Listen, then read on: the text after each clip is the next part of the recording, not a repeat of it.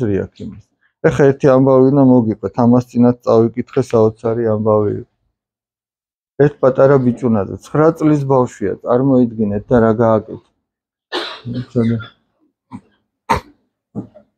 ეს არის ავსტრიის დედაქალაქი ვენა. ეს უბრალოდ ისე თვალსაჩინოებისთვის გაჩვენეთ. ეს არის ავსტრია. შუაგულ ევროპაში იტალია, გერმანია, ჩეხეთი, სლოვენია, ხორვატია. ეს არის ავსტრიის დედაქალაქი. ერთი 9 წლის ბავშვი მივიდა 5 ვარსკვლავიან ნომერში და ეუბნება რომ აი საუკეთესო ნომერი მინდა რომ დავჯავშნო და ეს ძალიან ძვირი ღირსო ეს დირექტორი ეუბნება $300 ღირსო ერთი ღამეო და არა გინდაო შობა ღამეაო და თან შენი მშობლები ინერვიულებეო და არა მე მალევე უნდა დავბრუნდეო სახლშიო.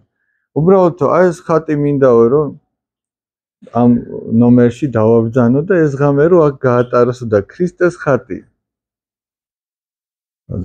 იმიტომ რომ ესო გამოქვაბულში დაიბადაო სიცივეშიო და მინდაო რომ ერთი ღამე მაინცო აი ესე თბილად გაატაროსო და ამ სასტუმროს დირექტორი ეუბნება შენ უკვე გაათბე ეგო შენი აი ესეთი თბილი გულითო მაცხოვარი შენ უკვე გაათბეო და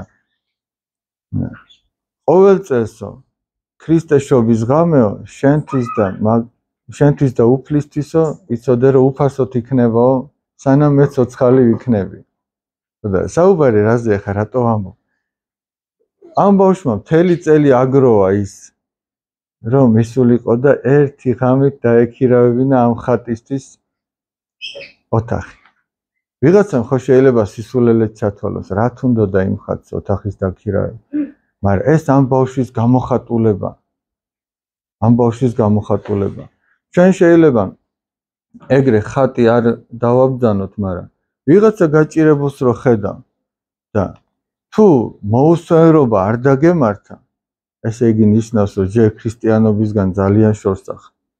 აი მოუსვენრობა ხო ამბობთ ხოლმე რა მოუსვენარი ბავშვია ეს მოუსვენრობა არის ძალიან კარგი. როცა ხედავ რომ ვიღაცას ცივა და ვიღაცას წყურია და შია და შენ მოუსვენრობა დაგემართება, აი ეგ არის ჩათვალე რომ ქრისტიანობა იღვიძებს შენში. ქრისტე გამოჩნდება და თუ ეს არ დაგემართა, მაშინ ესე იგი რაღაცა ექიმია საჭირო. რბილად რო ვთქვათ რა. თუ ადამიანს თავის თავზე ფიქრის გარდა სხვაზე ფიქრი არ დაუწყია, არ ვიცი. ეს მას ჯერ ქრისტიანობა არ დაუწყეს. წმინდა მამათა დარიგებიდან არის ჩემი სიტყვები არ არის. თუ ადამიანს სხვაზე ფიქრი არ დაუწყია, ესე იგი მას ქრისტიანობა ჯერ არ დაუწყია. და ჩვენ რო აქ მოვდივართ, ჩვენ თუ აი ეს პრაქტიკულად არ ვისწავლოთ, რომ ვიღაცამ ვიღაცას გაუკეთოს, ეხლა ერთი ლექსი უნდა წაგიკითხოთ.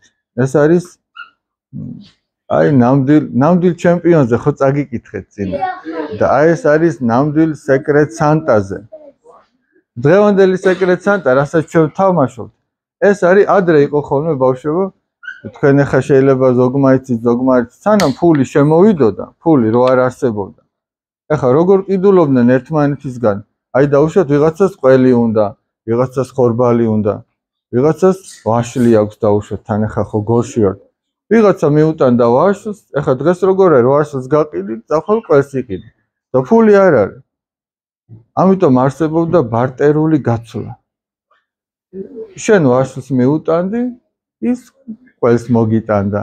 ორივე გახარებული იყო. აი ეს არის დღევანდელი სეკრეტ სანტა. მეტი კი არაფერი. უბრალოდ რაღაც სახელები, ლამაზი სახელი დაარქვა.